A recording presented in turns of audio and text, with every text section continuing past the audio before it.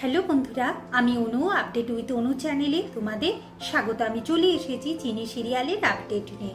চিনি সিরিয়ালে তো দেখা যাচ্ছে যে অপালা ফেসে গেছে। এখন অপালা বুঝে গেছে যে তীর্থ আঙ্কেল আমাকে ফাঁসিয়েছে, তাই সে তীর্থর কাছে গিয়ে বলে, আপনি বলুন না এই ঝুড়িটা কি আমি এনেছি?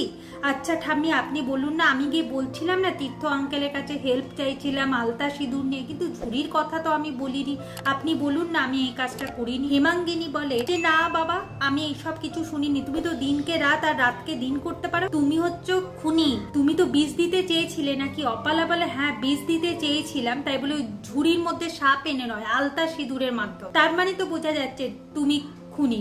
এখন অপালা বলে না ঠাম্মি, তুমি দেখোছো, তুমি বলো। কিছুতেই হেমাঙ্গিনী মুখ খোলে না। তবে হেমাঙ্গিনী একটা কথা ফাঁস করে ফেলে, সেটা হলো আপনি বাঁচলে বাপেন। এটা শুনে অপালা বুঝে যায় যে হেমাঙ্গিনী এই পুরো গেমটা খেল। অপালা কি করবে? বাড়ির সবাই অপালাকে ভুল বুঝছে। এখন অপালার যদি মান সম্মান কোনোভাবে বাঁচাতে চায় বা হাজতে যেতে না চায়, তাহলে তাকে এই বাড়ি ছেড়ে পার্মানেন্টলি চলে যেতে হবে, যেটা চিনি বলে। দ্রোণ এখন অপালাকে বলে আপনি এত হিংস্র কেন? এত হিংসা আপনার? আপনি চিনির এত বড় ক্ষতি করলেন। আজকে যদি চিনি না বাঁচতো আপনার কি হতো আপনি সেটা জানেন? এই বলে দ্রোণ অপালাকে মারতেও আসছিল, কিন্তু চিনি তাতে বাধা দেয়, বলে কিনা ছোট মালিক এটা আপনাকে মানায় না, উনি নিচুতে নামতে পারেন, আপনি না। যাই হোক, এখন অপালাকে তো এই বাড়ি ছেড়ে যেতে হবে। দ্রোণ সুটকেস এনে দিয়েছে, আবার ওই ঝুড়িও অপালার হাতে ধরিয়ে দিয়েছে।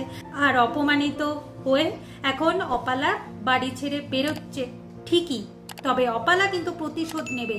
আর অপালার মুখের সামনেই দ্রোণ দরজা বন্ধ করে দিয়েছে।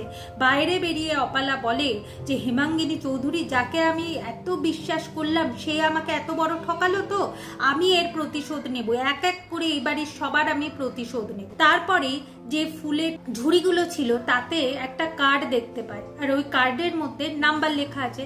এই নাম্বারে ফোন করেই আমায় জানতে হবে যে ফুলের বুকেগুলো কে পাঠিয়েছে। অন্যদিকে দেখা যাচ্ছে চিনি তো এমনিতেই অসুস্থ, আর এই এক ব্যাপার নিয়ে অনেকক্ষণ ধরে কথা হচ্ছে।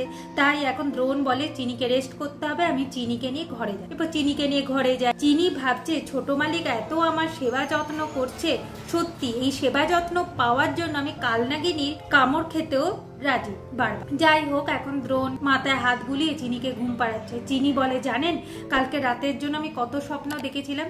দ্রোণ বলে আমি তো ভাবছিলাম আমি যদি তোমায় হারিয়ে ফেলি কি করব, তোমাকে ছাড়া তো আমি বাঁচতে পারবো না চিনি। তবে চিন্তা নেই, এখন অনেক রাত আছে যে আমরা একসাথে কাটাতে পারি। আগামী পর্বে দেখা যাচ্ছে হেমাঙ্গিনী তীর্থকে বলছে আমার এই স্মৃতিশক্তি চলে যাওয়ার সুযোগটা কিন্তু দিদি খুব কাজে লাগাচ্ছে, তাই দিদিকে এরপর থামাতে হবে। এইদিকে চারুকেশি এসে চিনিকে বলে যে চিনি, অপালা ওই আলতা সিঁদুরেই বিষটা কিন্তু মেশাতে পারে, এর থেকে বেশি কিছু করবে না। মনে হচ্ছে না এই সাপটা অন্য কেউ এনেছে? তুমি একবার খবর নাও। এখন চিনি অসিতাসম ম্যাডামকে ফোন করে জানে যে ফুলের বোকেগুলো অসিতাসম ম্যাডাম পাঠায়নি। তখনই চিনির কাছে ক্লিয়ার হয়ে যায় যে এই পুরো গেমটা খেলেছে হেমাঙ্গি, আর চারুকেশি তো তারই ইঙ্গিত দিতে এসেছে।